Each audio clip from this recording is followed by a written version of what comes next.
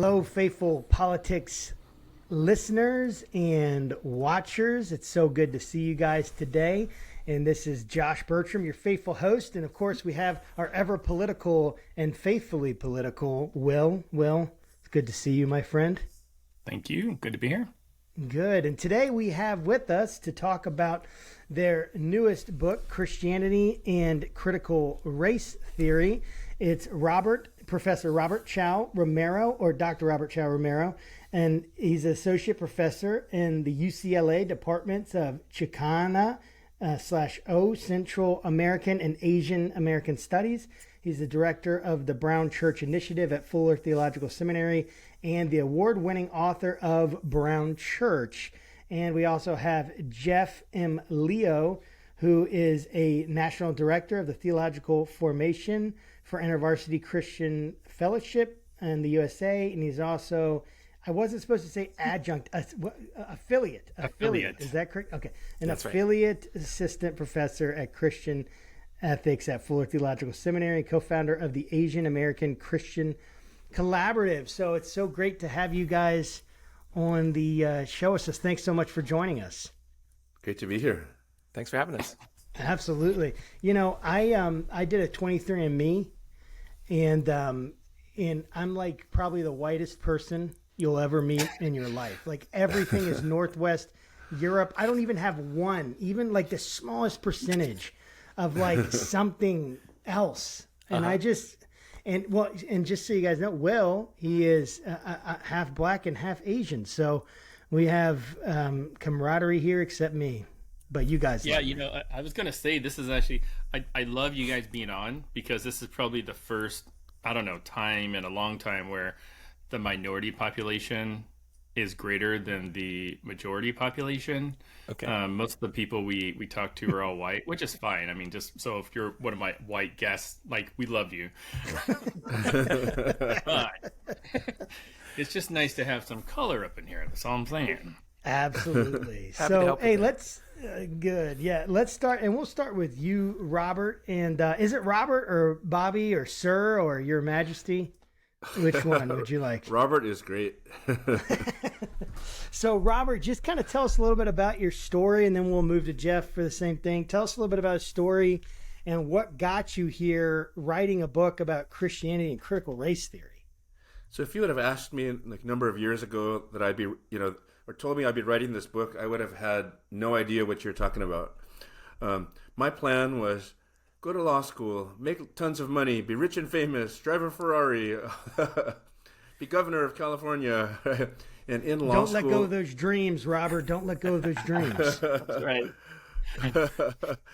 And in law school, that's where Jesus radically got a hold of my life, turned my life upside down. And eventually, through the process of Jesus changing me, I felt a calling to become a professor and to address issues of race and Christianity. And so that led me on a journey after law school to get a Ph.D. in history. And as a professor, I met so many students that would lose their faith because they didn't know how to reconcile issues of loving Jesus and issues of race, right? And, they come from grow up in the church and know Jesus, and then they'd get to college and be told that Christianity is only a racist, classist, sexist religion. It's incompatible with issues of justice in the real world. And that broke my heart because my biggest spiritual gift is evangelism. Right? And that's led me on a journey to bring together my faith in Christ with my, experiences as a mixed race person, Asian, Latino, professor, and all that. And so here I am, and just for the purposes of this show, so people know, I'm not a Democrat or a Republican. Just saying, right? I want people to know Jesus. Yes, that's good. Thank you. What about you, Jeff? Yeah, I mean, I'll start where Robert left off. I grew up in a red state. I'm born and raised in Oklahoma, and I live now in Southern California, very blue state. I do not refer to myself as either Republican or Democrat, so I like the concept of this show. I think, starting out in Oklahoma, being the only Asian American family in a rural town in Oklahoma, it gave me a lot of opportunity to think about what makes me different. And then when I became a Christian and started thinking about theology and ministry, I was in college at the University of Michigan, really thinking about what does being an Asian American have anything to do with being a Christian? And thinking about my formation in Oklahoma, I just had a ton of questions. So I began thinking about that. I brought those questions into seminary. Eventually, I went to Fuller for my Ph.D. That's where I met Robert. And he was the one who actually turned me on to thinking about critical race theory. I was looking for frameworks to help myself understand what God is doing in people groups. Because, I think in InterVarsity, I had learned to talk about racial reconciliation, multi-ethnicity, concepts like these in the late 90s, early 2000s. And was just noticing how things kind of stayed the same, didn't change. We had all this really wonderful language about how we all need to do stuff together, promise keepers, etc. And I was looking for a new framework that was maybe a little bit more hard-hitting, more incisive, and that's how I got to where I am, all the way from Oklahoma and now to one of the most diverse places in the world. That's So really cool. cool, and I'm curious. We're going to get into the book here in a little bit, but I'm curious just to learn a little bit more about each of your Asian ancestry, kind of where you're from, and then I got a specific question for you, Robert. But Jeff, maybe you can talk about your Asian ancestry a little bit. Sure. My parents are from Taiwan, and they came over. My dad came over first, and he came over in the mid-'70s to do his medical school residency on the East Coast, and then he chose rural Oklahoma for some reason. I think he's a rural guy from a village in Taiwan, and they'd been there for I want to say like 17 generations in Taiwan. So that, Wow. you may know the difference. Like there's That's Taiwanese, amazing. and then there's people who came over around World War II from China to Taiwan. So I'm a mix of mostly Han Chinese from the Han Dynasty, but also some Aboriginal, Filipino, Southeast Asian.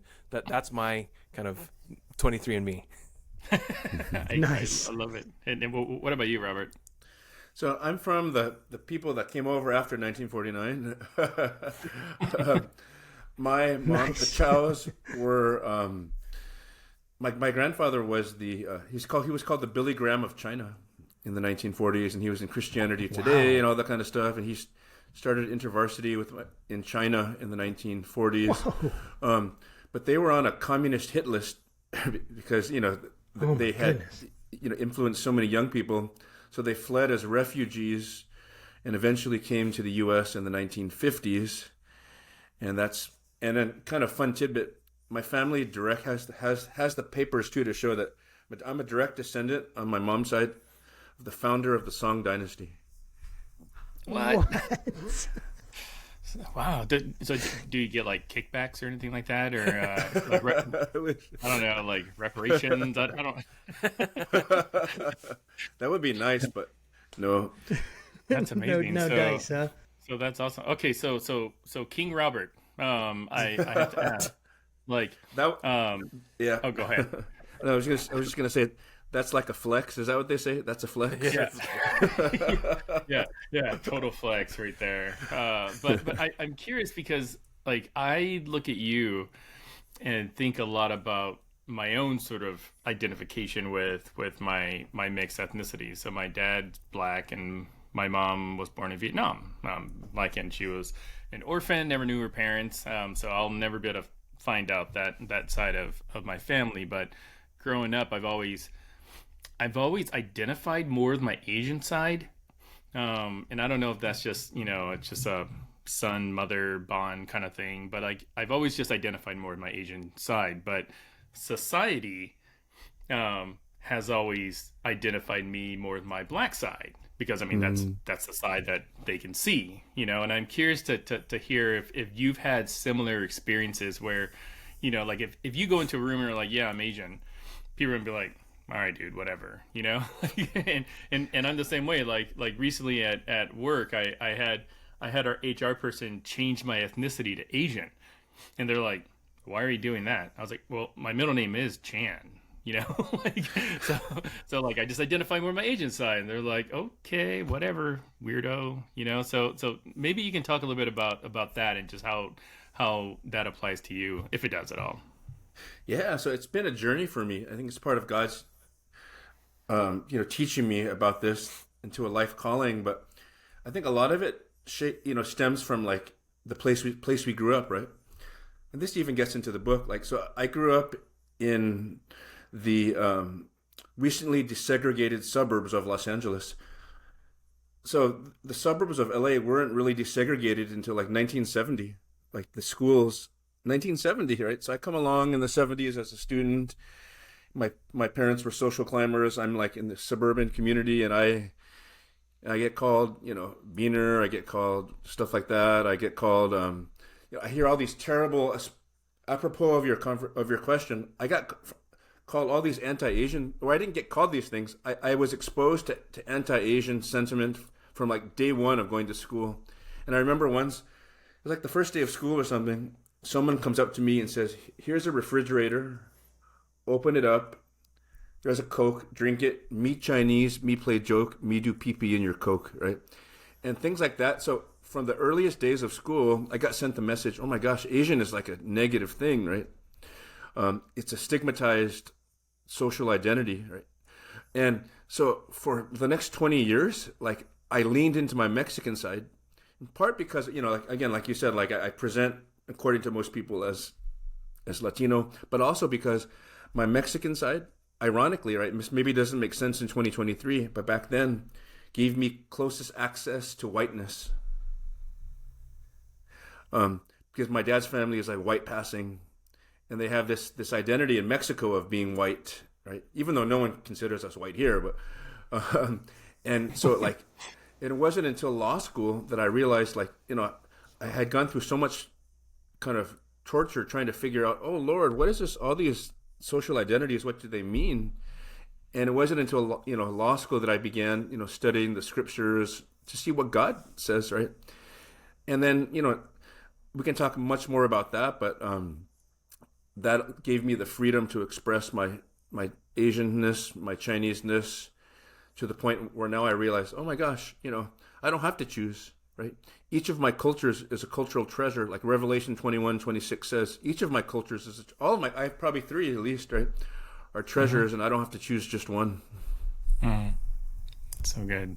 Man, that's amazing. So, this book is like, I was reading through it, and I was just fascinated. I love the idea, right? The cultural treasures. And you talk about in Revelation that God essentially like were to take all the cultures, God's going to bring them together because he has a treasure that he's given each and something that everyone can learn. I love that idea. In our client, and obviously in the evangelical church, I don't know if you identify as evangelical or whatever, if you put yourself in that category, but like, I'm sure that you've had a ton of interaction, obviously, with that at Fuller. I know they're very progressive, but it's still considered evangelical, I think, by a lot of people or most people. And so, like, there had to have been a lot of, I'm sure you've faced a lot of weird looks at a minimum in terms of this book, or maybe angry emails. I don't know. But with all that, you've, and you could talk about that, but you've remained motivated. So what has motivated, like, what are the goals that you wanted to accomplish with this book? What do you want me, after I've read it, what do you want me to be thinking about? Why don't you go for it, Jeff? Like, I did some talking already, so why don't you go for it? I'm glad to answer too. Sure. Thanks, Robert.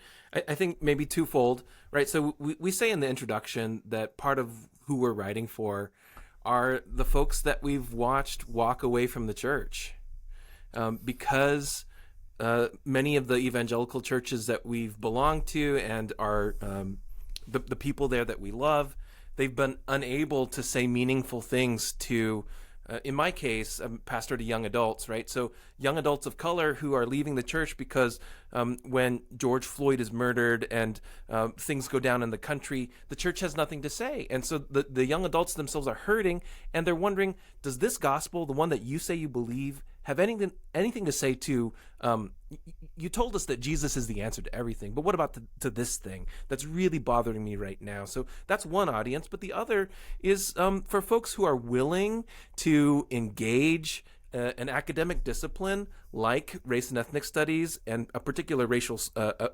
academic movement like critical race theory, and to walk in there bravely and openly to learn.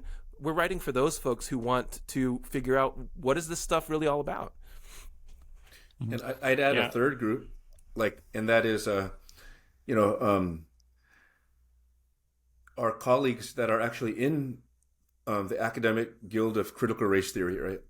I want them to be able to know that as followers of Jesus, right, there's these certain intersections that we can explore. Not that there's a direct, complete overlap. So I want to have a conversation there too.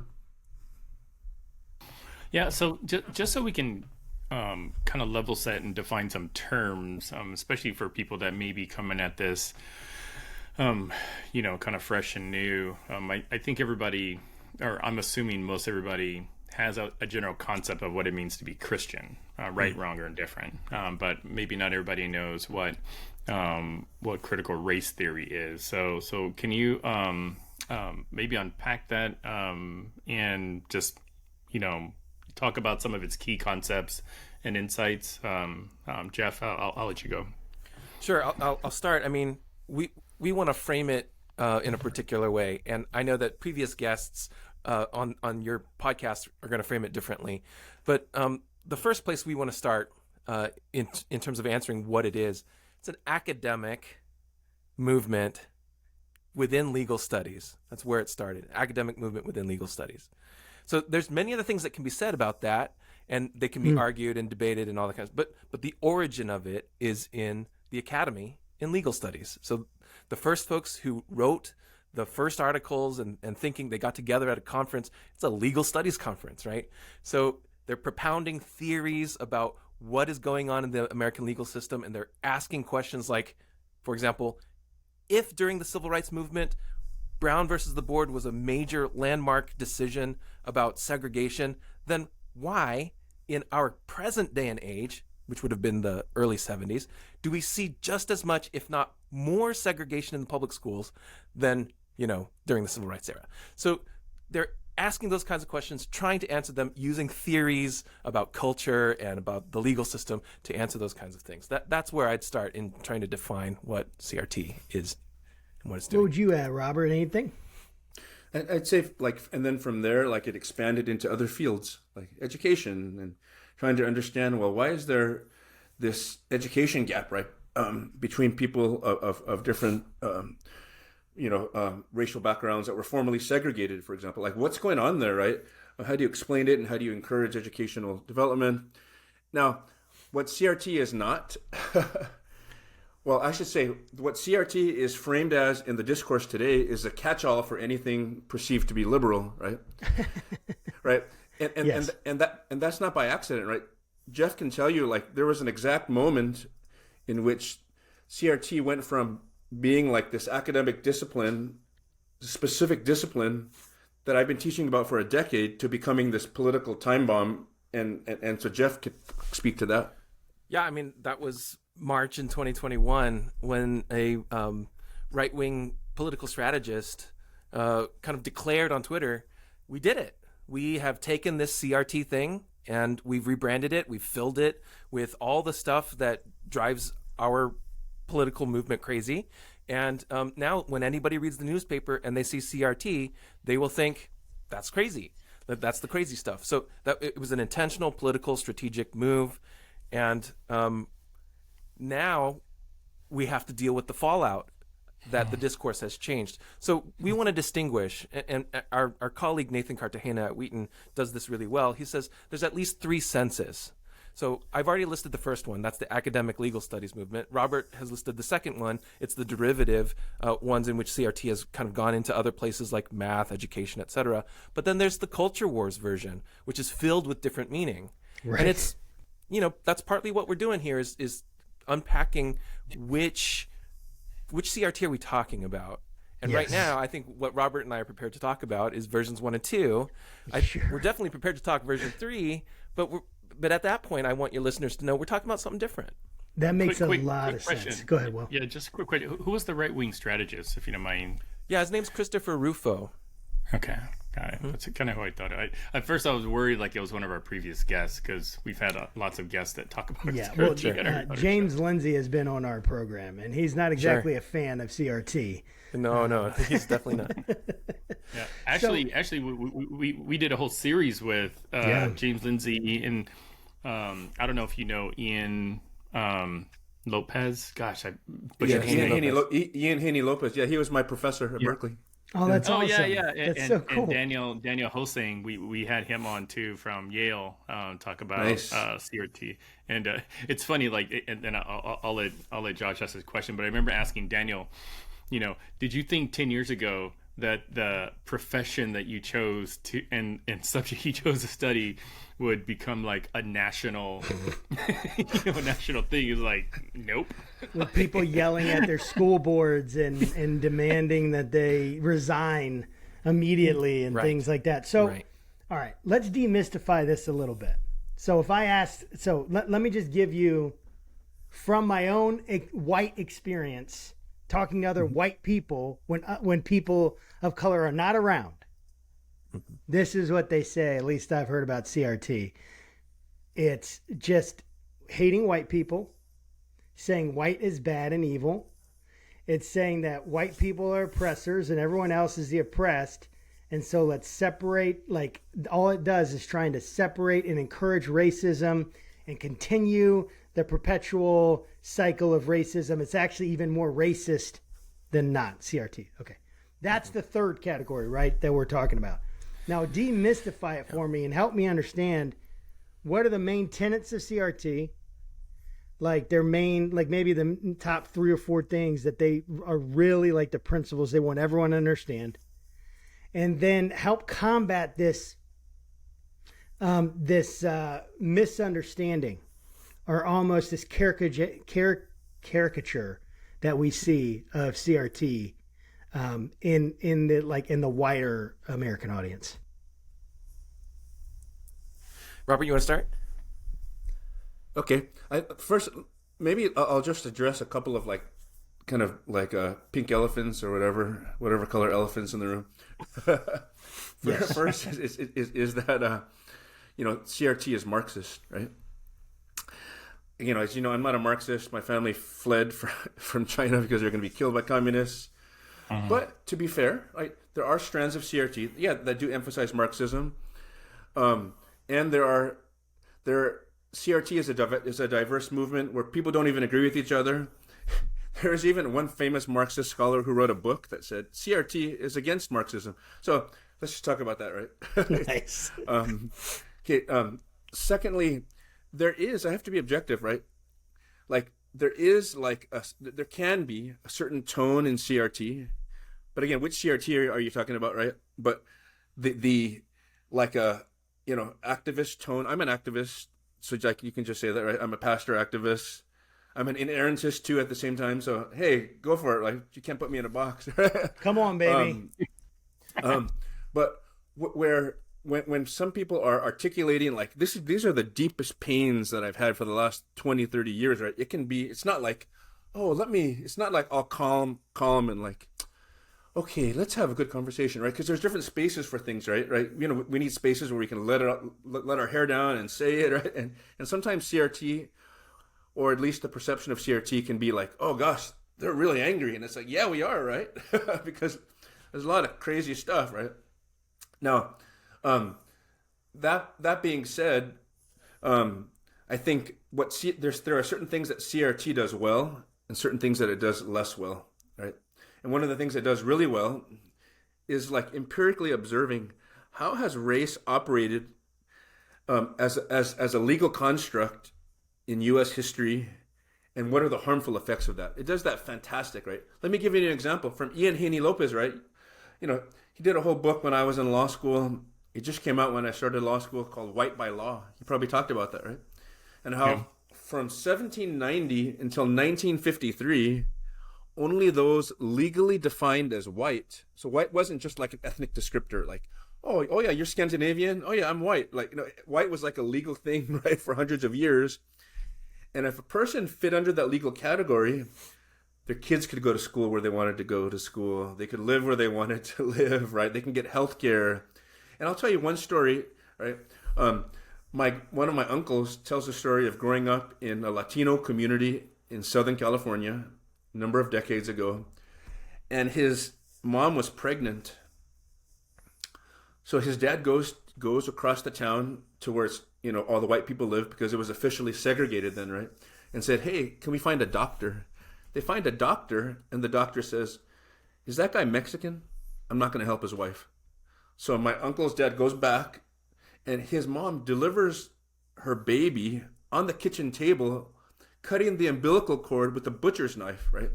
Okay, CRT says, okay, that kind of crazy stuff happened. It's an undeniable reality. We're not trying to say the U.S. is horrible. Like, it's just, that's the reality. And what are the contemporary repercussions, right? So I think again, there's certain things that CRT does well, like that, and certain things that it's not as good at. And Jeff, has wonderful things to say about this too. Mm-hmm, mm-hmm. Thanks, Robert. I maybe I'll start with like the presenting issue, Josh. Like, does CRT prescribe that white people feel bad about themselves, and especially white children, right? And I just, let me put it this way. I don't think CRT cares how you feel. In fact, if anything, if you look at the tenets of CRT, they're trying to say it's not about private individual motivations and feelings. Racism is not about that. Racism is actually about these bigger structures and systems, like the legal system, right? Like the decisions that were made and the consequences that flow out of them. I don't care how well-intended or poorly intended you were. What we're really dealing with is the consequences of decisions that were made long ago. So that seems to me to be somewhat impersonal, but I recognize a couple things are kind of distracting the audience. On the one hand, we have the resurgence of white supremacy, like old school, old-fashioned white swastikas flying in the streets. We have that in the United States. And, that's protected speech. Whatever people want to think about, that's protected speech. But that's not what CRT is talking about. That's never what it was dealing with. We've got to remember, we had just won civil rights legislation. So all of the impolite, radical stuff was not in the scope of CRT. What was really in the scope was like, if we have this new vision for society, why are things still the way that they are? And one of the tenets, you asked about tenets, was that the legal system operates by a kind of color blindness. So you think about the statue that's outside the Supreme Court. Her name is Justitia, the goddess of justice. She's got a blindfold on, a sword in one hand and scales in the other. Right. So that blindness was this way of saying we don't regard skin color as anything that should factor into the calculations of justice. Well, what critical race theorists have decided or theorized is that when you pursue colorblindness, when you don't take into account all the factors that go into what make a person, including their life experience, their social background, all of their identities, all that kind of stuff, then what you end up with is the kind of unfairnesses and inequalities that they were observing back in the early 70s. So that's part of the theory. So again, what I just described to you has very little to do with making little white children feel bad in public school. So hopefully that demystifies a little bit. Yeah, and I'm curious, maybe this might be a good segue question into the entanglement of Christianity and CRT. I want to use like a metaphor. So like, is a good metaphor to view CRT like a microscope by which we view our justice system or whatever else. So like the microscope in it by itself has no feelings, no whatever. It's just a microscope, and the stuff that it looks at is what it looks at, and it's objective. It's but absent the microscope, you won't see like the systemic racism within society. Much like in the same way that believers might use the Bible as that microscope to view the world. And so I'm curious to get your thoughts if that's an accurate comparison, or if there's maybe a better way to present it, or explain it to like a lay person that spends 24 hours a day watching Fox News or something like that. I mean, I'll start there. I think that's a good start, right? Like, it's not personal. Like a microscope is not personal, but it's not like it's the only microscope. It's a particular kind of tool that looks at a particular set of things and a particular set of questions. So there's not one microscope. Like, you got to keep shifting the lenses. This one's the CRT lens, and it's going to highlight all the cells that do X, Y, and Z, right? That may be a little bit more precise. But yeah, Robert, what were you going to say? I'll share another metaphor, and then I'll come back to the question. CRT is like Moses. Moses invented CRT. Moses is like, Pharaoh, all my people are segregated in Goshen. And oh my gosh, we're doing all the slave labor that nobody wants to do. And oh my gosh, we're being targeted because they're saying we live in a time of war right now. And what if we go side with our enemies, create all these laws and structures and segregate them in Goshen? And God says, let my people go. Like, that's not okay, right? Okay, that's like CRT, right? From a biblical perspective. Now, let me say this in terms of like the microscope. I'm bad at science, but let me just give an example, right? Okay, so in the mid-1960s, there was a law passed by one of the few black state legislators in California. And that law in the mid-1960s abolished residential segregation. It said, nope, you can't discriminate against people. A couple of years later, guess what happened? The people of California, this is where Hosang talks about it, right? Passed Prop 1, which reversed that and allowed there to be racial segregation again, right? And it wasn't until the federal government came along and said, nope, housing discrimination, really bad, right? So CRT says, okay, well, what was happening that caused that? And secondly, what are the consequences today, right? And so here's some of the consequences today. It's like in Los Angeles for about, let's see, from the 1850s until the 1960s, for about 100 years, you could segregate people, right? And there were certain cities that were segregated by legal things like housing covenants that said, if you were legally white, you can live in this community. If you're not legally defined as white, you can't. And in those communities, redlining and racially restrictive covenants and those kinds of things. And in those communities that were officially segregated, those rich communities, guess what? They had the best schools, hospitals, parks, all those things. And then so all of a sudden the schools and the places that were segregated didn't have all that stuff, right? And if you look now in 2023, most of the communities that were red and segregated then with that didn't have the good schools, the good hospitals, etc., are still those same communities today. And the places that were green, that had all the good stuff, are still.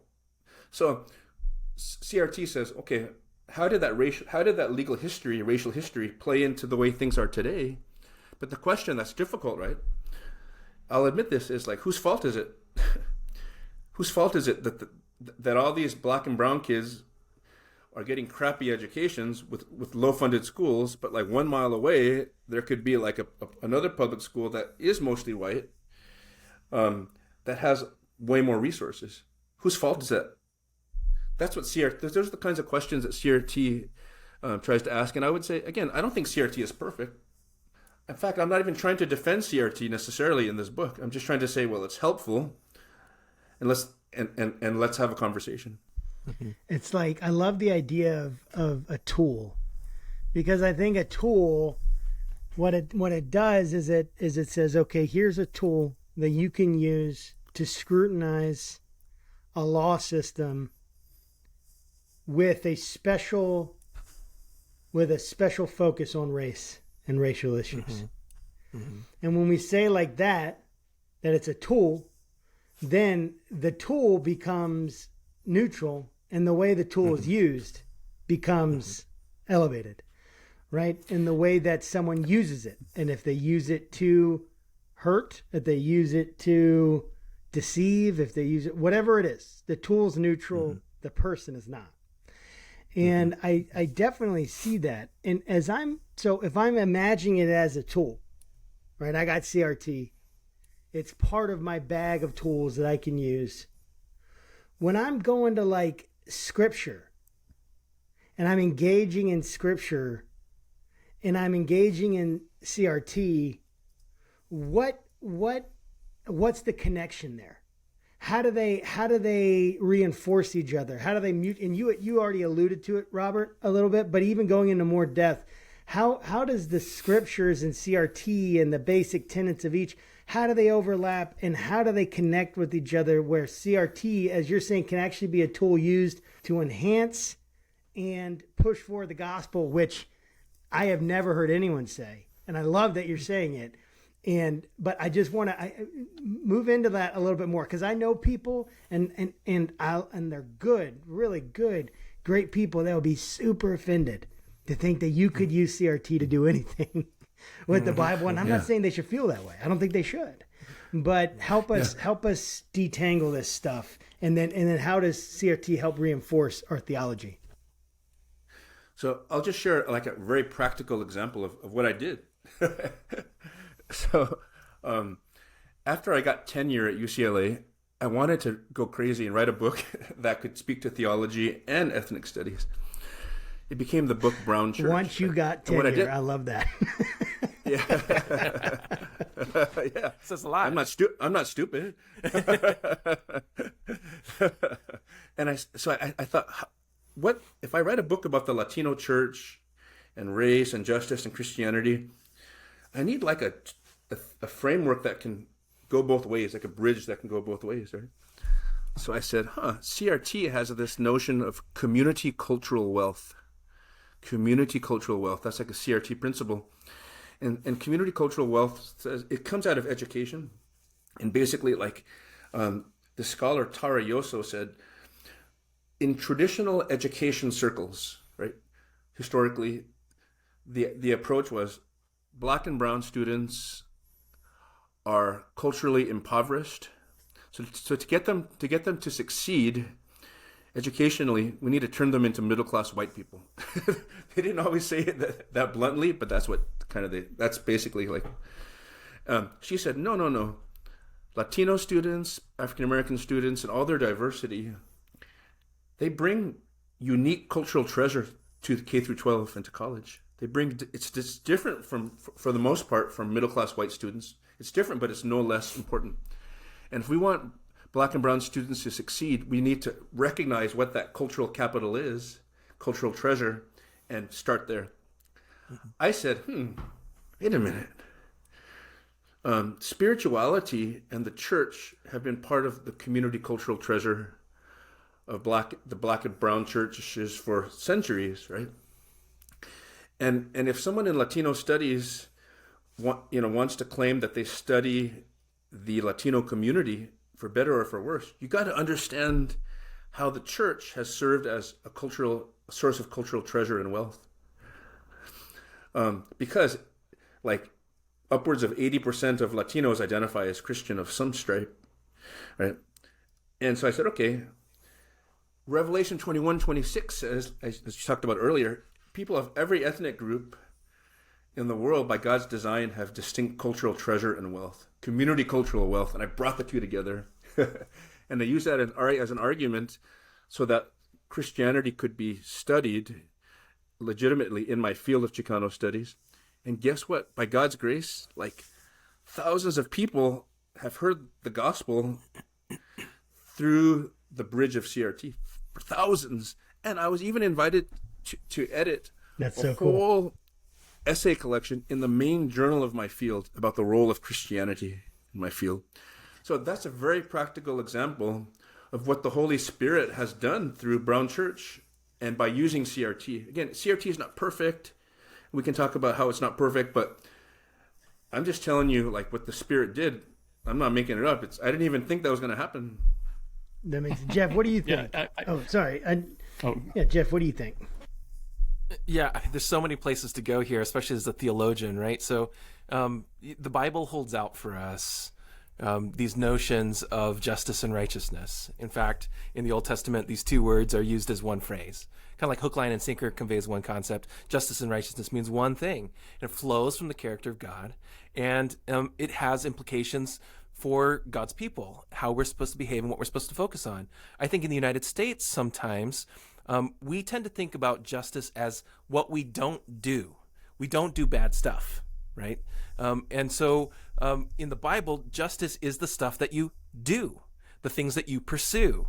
It has to do with the life that you live as opposed to the things that you abstain from, right? So think about like justice in the United States as doing no harm. I think there's a do no harm mentality. That means you're a just and righteous person. But in the Bible, it's the way that you pursue other folks. And I think CRT is actually trying to change the lens and say, okay, what about these folks, right, who aren't benefiting from all the social advantages that have been won because of the way that our country is set up? Why is that the case? And to move from biblical studies to theology, one of the theologians that I follow is Abram Kuyper from the Netherlands, late 1800s. He wrote, I pulled it up because I thought it'd be helpful. He wrote this, that the stronger, he's speaking to the Christian Social Congress in 1891. So the stronger, almost without exception, have always known how to bend every custom and every magisterial ordinance, that's the law, so that the profit belongs to the stronger and the loss belongs to the weaker. We didn't eat each other like cannibals, but the more powerful exploited the weaker by means of a weapon against which there was no defense. So that's like an early critical race theory mentality where you're looking at the disadvantages that are accruing to the weaker in society, and you're speaking that to powerful elites who are in control of how the country's run, right? So that's kind of how I see both biblical studies and theology beginning to inform how I understand CRT, and really not the other way around, like not all the time anyway. I'm trying to take every thought captive for Jesus Christ so that CRT is subjugated to the lordship of Jesus, and those are the kinds of moves that I make in order to do that. Wow, that's a cool. That's so I'm cool. curious, like what are some ways that like Christian theology challenges, modifies, or even corrects certain aspects of CRT, like intersectionality or interest convergence or something like that? I'm curious. And Robert, you can answer this. You had that face like, oh yeah, I got this one. So go ahead. It's funny. No, and I just want to highlight that, like what Jeff said and what you said. It's like it's Scripture first for us, right? It's like it's not like Jesus light for us. It's like, yeah. So I think, and this is what I learned from Jeff, is that like CRT, one of its big blind spots is that it does not have a compelling vision for the beloved community of all. Mm-hmm. It doesn't have a Revelation 7 that says, one people in Christ of every tribe, language, nation, and tongue. It just doesn't. It doesn't have that, right? And that's objective, right? And to be objective too, I see some students, right, who get super involved with activism. I'm an activist, right? I'm a community organizer. Oh my gosh, don't cancel me out. But so I'm all those things too, right? But I do see students where if they don't have the balance of hopefulness like that, like the beloved community of Jesus, you can quickly fall into despair. Mm. Man, that's good. What do you think, Jeff? Yeah, so, I mean, Will brings up these hot topics like intersectionality and interest convergence.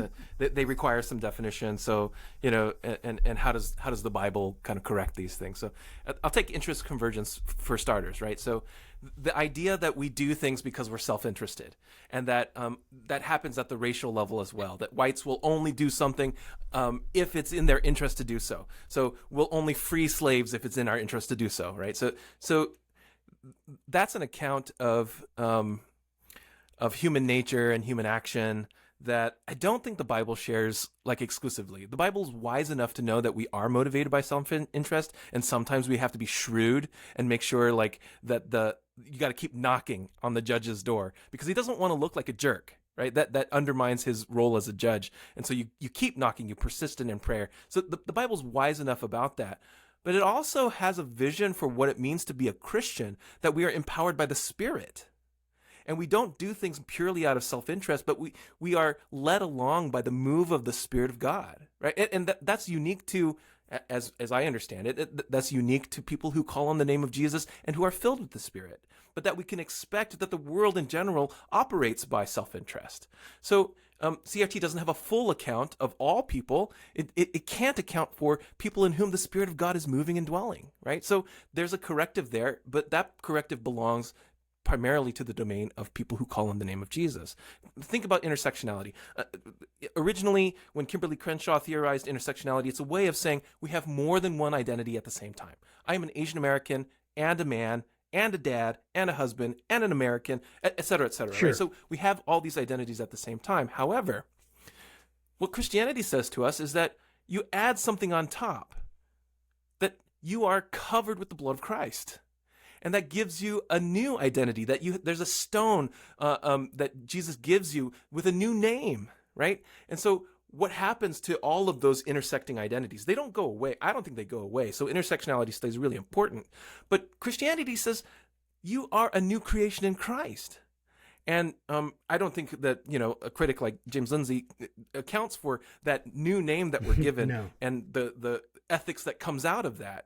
And so, there are disjuncts between CRT and the Christian tradition that are really important to observe. So speaking to James Lindsay, so one of the things we've had him on the podcast, right? And and I was a very faithful listener of Albert Mohler for a long time, the old Southern Baptist. I think it's their seminary that he's the president of, but or one of the seminaries. But one thing that happened is I guess at the convention they actually had James Lindsay like there to talk about CRT, and he's like an atheist and was a very staunch atheist, like not at all friendly to Christians. And now it's like this CRT, they become strange bedfellows. And part of me wonders, like, what's really going on here? Is there something behind the scenes that we're just not like, what is happening here? But how has your work so far been received by, do you feel like, the broader evangelical community, say like something like Southern Baptist or something like that? How is your work perceived, or how do you imagine it will be perceived if you don't think it has? And then and they're all kind of the same question, but it's basically about how are you interacting with a Southern Baptist, just to say it, right, who hates CRT. Like, how are you interacting with them in terms of like, let's figure out how we can get on the same page here, because this is like we're talking in two different brackets. How do you handle those kinds of conflicts and even conversations? Yeah. Robert, can I start there? Because I think part of this is going to be my fault. In the chapter on racism is ordinary, I engage the Southern Baptist doctrinal confession, the doctrinal basis, right? And I do some analysis there, and I'll let your readers pick up the book, so I won't spoil it for you. But I take issue with it, and the long and short of it is, I would hope that my engagement with Southern Baptist theologians is along the lines of exploring what's possible, right? I think the doctrinal basis that they have talks about sin in a certain way, talks about human freedom and agency in a certain way, that, these are characteristic lines that get drawn in theology all the time. But if Southern Baptists are willing to accept my confession that Jesus is Lord and that Jesus is my Lord and that I depend on Jesus for forgiveness and redemption, then I also have a different account of sin that I confess as a Reformed Christian, the Heidelberg Catechism, the Canons of Dort, etc., things that I confess, and it becomes an ecumenical conversation. And that's what I would really hope. I think, one of the largest denominations in the country, the Southern Baptists, there's a lot of talking that we have to do that emerge from our theological and doctrinal visions. And if we're going to accept each other's confessions, then we have to begin to also talk about each other's ethics around issues of race and justice. And that's how I would hope It hasn't happened yet, but the cooperative Baptists have talked with us a little bit, and they were really eager to hear our critique. And I thought that was a great conversation. I'm just hoping for more of that. What do you think, Robert? I think, well, first of all, the book hasn't been out that long, so it remains to be seen. But I haven't gotten that stuff to my face, like nasty emails or like on social media. That's I'm great. not sure, right? So it's great. I think that it's because when I look at the books that are out there already that try to tackle Christianity and CRT, they kind of set up a straw man of CRT, and they just say, CRT is of the devil or something like that, right? And then, but it's amazing how many people buy those books, though. Like, well, clearly that's tens true, of thousands. and then our book comes out, which tries to take it's not perfect, but like kind of a conversation, right? I don't think people know how to respond to it because it's like, we don't fit the boxes, right? And so let's talk about those boxes, right? I just came from an event this weekend called Faith Angle, and it was like leading journalists of the country talking with scholars, and one scholar shared about how he had the goods, right? He had the information to say that among white people, church attendance, the more you attend church, it's like lockstep and sinker with being a Republican. Okay. For people of color, it's not. It's like maybe there's church attendance, maybe like slightly more Republican, but not really. It's basically like 60-40 or something like that. So I want to say, what's going on there, right? And that's the answer to, I think, a lot of what you're talking about, right? And I think what he was saying that like basically Christian identity among many white people, it's like and political identity, they're just like the same, right? And I think that's what's happening with the Southern Baptists is like there's a certain political identity that says, the U.S. it's civil religion. The U.S. is only this great country on a hill that God's blessed it and blah, blah, blah, blah. And if anyone says anything bad about it, even if it's, however objective, no, they're CRT, right? So it just shuts down the conversation, right? Where many of us I'm an evangelical, like maybe like 10 years ago evangelical, but evangelical, right? Yeah, that's a good way to put it. That's a good way to put it. And I'm like, okay, I can check off all the theological boxes. I love Jesus. He's the center of my life. Oh my gosh, I just can't. I want people to know Jesus. Like, oh my gosh, I'm screaming like evangelical in all those ways, right? But like, I know, like, if someone says, oh yeah, you're a rapist, sexist, criminals, and I suppose some of you are good people, I'm not stupid.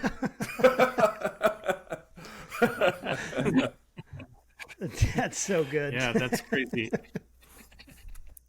Okay, so I wanna ask you both a question, kind of piggybacking on the metaphor that we somewhat established earlier about the microscope and changing the lens and whatnot. But underneath that lens, I want to look at Christian nationalism, and I love to get your thoughts on how is CRT effective, if at all, at us viewing kind of this rise of Christian nationalism. So either one of you guys can start first on that. Yeah, that's a pregnant pause in this business when there's like a long like it's a delay very or good silence. It's pause. called I like that. Well, it's because I'm launching off of Robert's previous comments.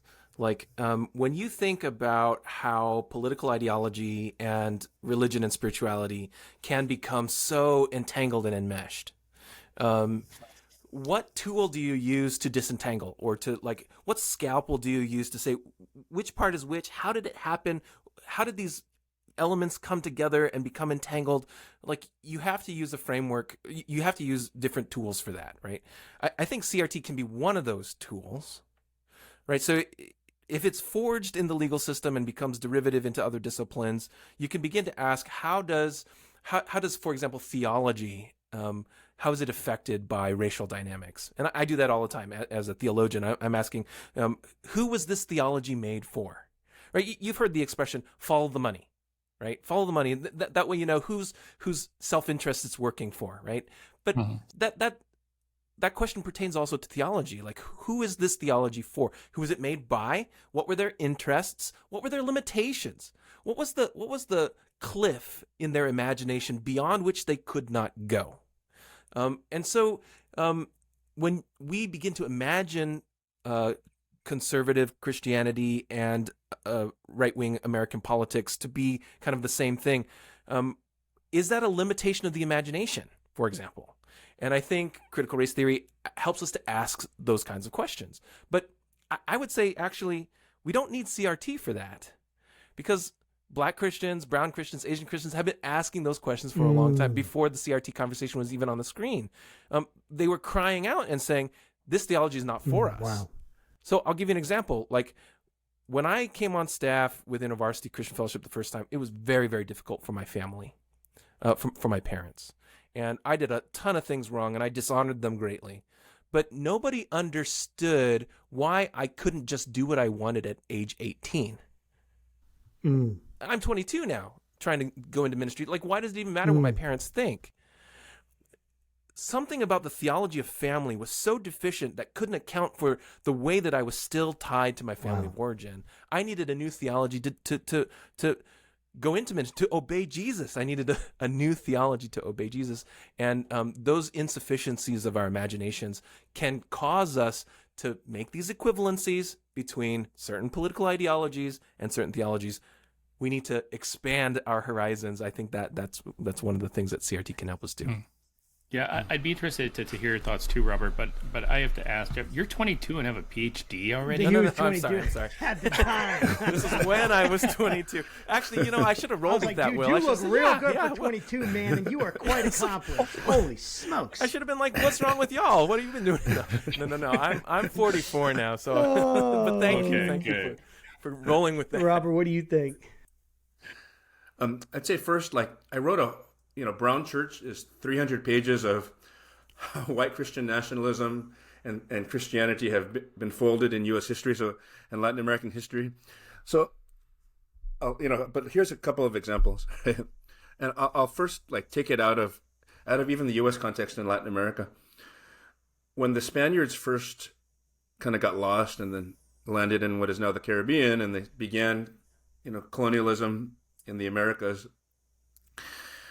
there was a priest by the name of Montesinos that called everybody to church one day and said, it was in 1511, and he basically said, dude, all you Spaniards, Jesus is trying to give you the opportunity to share about him with love to all these native peoples, and you're exploiting it, and you're killing them, and you're sending them to war. If you don't repent, God's going to send you to hell, right? So in response, these theologians were like, how do we respond to this? And they're like, okay, And one of the places that they went to was Aristotle. And Aristotle has this idea of natural slaves. Some people are just born natural slaves. And so it's okay to conquer them. They're barbarians. They're natural slaves. You can conquer them first and then share the gospel with them, right? Because they're the new Canaanites, right? And so from the very get-go of the colonial project in the Americas, there was that kind of messed up theology. In the United States, that same kind of natural slavery reasoning was applied towards African Americans. In the mid-1800s, there was this thing called manifest destiny, which said, God has ordained the Anglo-Protestants to take over all the territory from all the Native Americans and Mexicans because, they're just pagans. And there's one quote from an army soldier in the 1850s during the U.S.-Mexico War. And he says something like, man, I wish I had the power to just take away and arrest all those greasy priest pigs, right? And there's no doubt but that God has given us victory in this war, right? Something like that, right? And you can go on and on and on. There's 1,000,001 examples, right? And so from the perspective of CRT, that theology was used to create race, and race was used as a legal category take over people's land and make them slaves and all that kind of stuff, right? It's very easy to trace that line, right, to the present day. Yeah, I was going to add, so in the Caribbeans, there's a really great section in Anthea Butler's book, White Evangelical Racism, about the Negro and Slave Bible, how they omitted, like sections of the Bible that talk about grace and deliverance and all that other kind of stuff. And yeah, the Bible has been used for good, like in, say, Martin Luther King Jr., and also it's been used in really, really horrible ways. So, yeah, thanks for that explanation. Yeah, that's so good. And this is going to be kind of one of the last questions here. But I wanted to comment a little bit about what you guys were saying, because I think it's so profound for white Christians to take seriously the not complaints, that's not the right word, the legitimate stories of hurt and the cries for help, and just listen to our brown and black and every other color there is brothers and sisters in Christ. And we've done a terrible job at that. And I don't know, I wish I could just go back and snap my finger and it'd all be different. And I can't. And it's hard sometimes to know what to do and even how to move forward. We have a very wide audience that listens to this podcast. Certainly not all Christian. Atheist, Christian, Muslim, got very liberal people that listen, very conservative people that listen. And my question is, and you will have people that listen that very vehemently disagree with, like they're going to be really mad. And then other people that are just going to love everything you said. But you have a chance, I want to give you a chance to kind of speak to everyone's heart. Let's move past the case studies and the statistics, and they're there for anyone to go look, right? It's not like it's a mystery. It's not like it's hidden. It's kind of like you got to put your head in the sand and intentionally not look for it now.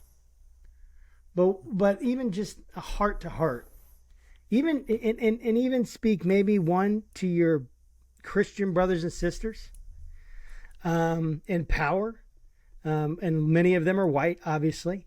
And then even to the people that are not listening at all. I mean, not listening, but they're not Christians. Like they're completely like listening to this program and they're like, man, all this like theology stuff, it's ridiculous. What would you want to say heart to heart to those two groups? And Robert, we can start with you. Okay. If you can give me 1 second, I'm just pulling up one thing. Oh, sure. Yeah, we can go. Jeff, let's start with you then, and then we'll jump to Robert. Sure, yeah. So because of the way I'm oriented theologically, I would want, I care deeply about your listeners who are not coming from the Christian tradition or coming from outside the church or whatever. Because I am who I am as a clergy person, what you're listening to is a little bit of an inside conversation. I'm speaking to the church. And what I want to say to the church, with everybody else looking on, which the Bible describes scenes like that all the time, everybody looking on, seeing what's going on inside the people of God. Church, we got to be a different kind of people. Amen. Everybody knows that the kind of infighting that we do right now, that's a horrible way for people to know us. We are known not for our love, not for our effectiveness in caring for people. We're known for our fighting. We're known for our abuse of others, children, women, etc. We're known for that around the world. So if I could speak to the hearts of especially Christians in power, man, repentance, because God's coming after us, man. He's told us over and over again what is good and what he requires of us. And for us to behave in a manner that says to the world we don't care about any of that, that's what so many of our children, our young people, have concluded that we are. And so my heart is broken And what I would long for people who don't know Jesus or who don't think that the church is a place for them to see is a new kind of people. So for Christians who aren't in power, I would say pray for revival, man. Like, pray that the Spirit of God would fall on us and that we would get on our knees and change the way that we do things, that we would hear those cries. I mean, Josh, your question is so beautiful. Like, if we could hear those cries and do something about it, and I don't want to say that and it's like, I don't know what to do. We do know what to do. And we've known it for such a long time. The commandments are fairly straightforward for us to give double honor to those who deserve it, who've been denied honor, to liberate the oppressed. I mean, these things are such a part of the Christian tradition. There are people, there are theologians, there are activists who we recognize, the Wilberforces of the world, the Martin Luther King Jr.'s of the world. These are a part of the great cloud of witnesses that belong to us, and we've just completely thought that maybe we should talk about something else right now because we don't want to get political. So, I mean, I could keep going, but if I could appeal to the hearts of people listening, man, we can do better. And to the people who are onlookers, we're so sorry for being the hypocrites that we are. Man, that's so good. Thank you, Jeff. Thank you, Jeff. To build upon what Jeff said, I'd like to read a quote from one of my students. So I taught a course at UCLA about the Brown Church, the history of justice in the Latino church. And this is what one student wrote me. He said, as a Latino growing up as the son of an undocumented pastor, and this was in the Midwest, Southern Baptist actually, my experience was much different from those who surrounded me. I felt that I could not identify with my peers, and I always felt out of place. My white peers accepted me in the way that I was part of their denomination, but I was not accepted because of my skin color, my race, or my father's undocumented status.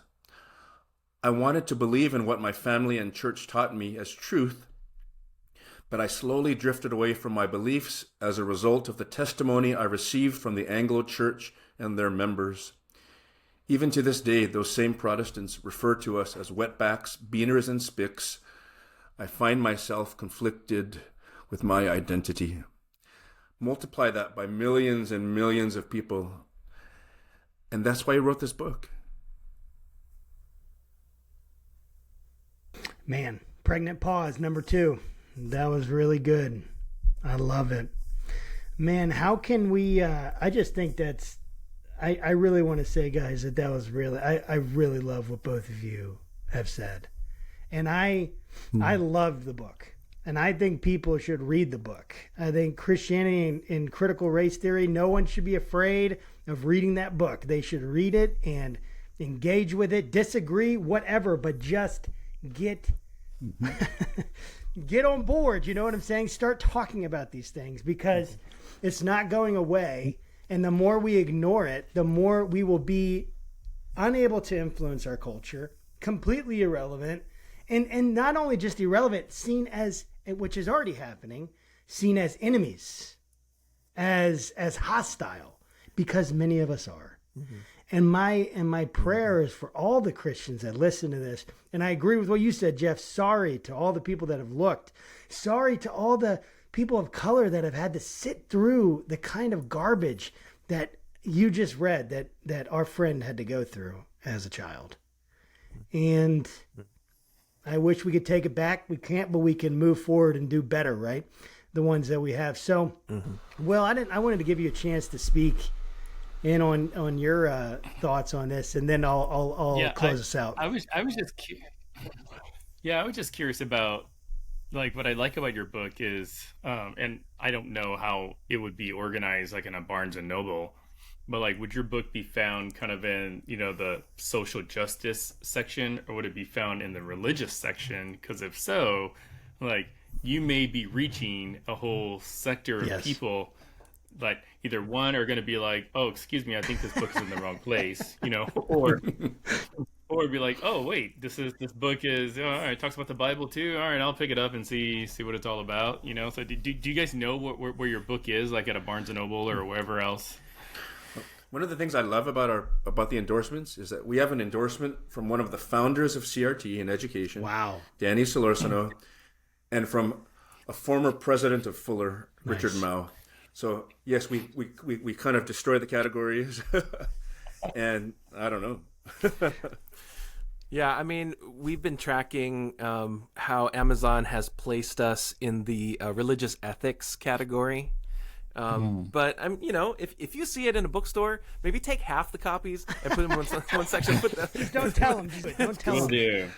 Yeah, just do That's it. so good, man. We have loved having you guys on the show. Hey, how can people keep up with your work? For both you, we'll start with you, Robert. How can they keep up with your work and see and follow you and see what you're doing? And then we'll jump to you, Jeff, for the same thing. Well, thanks, Josh and Will. It's been a pleasure.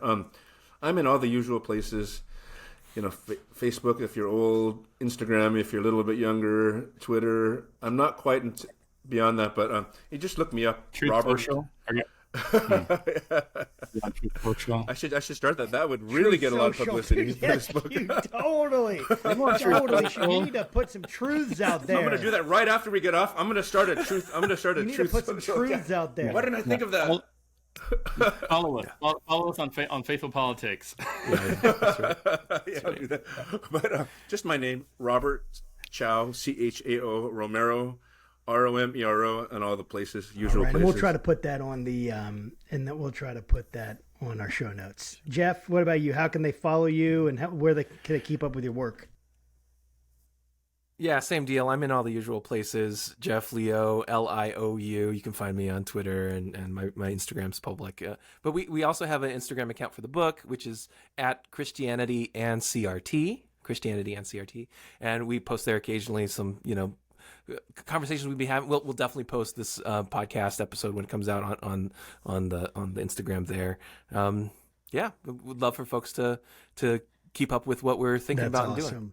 Well, guys, this has been Robert Chao Romero and Jeff Liou, and we really appreciate you guys being with us. Thank you so much for all your good words. Thank you. And till next time, guys, don't think left or right, but think up and keep the conversations civil and good. All right. God bless you guys. We'll see you next time. Thanks so much.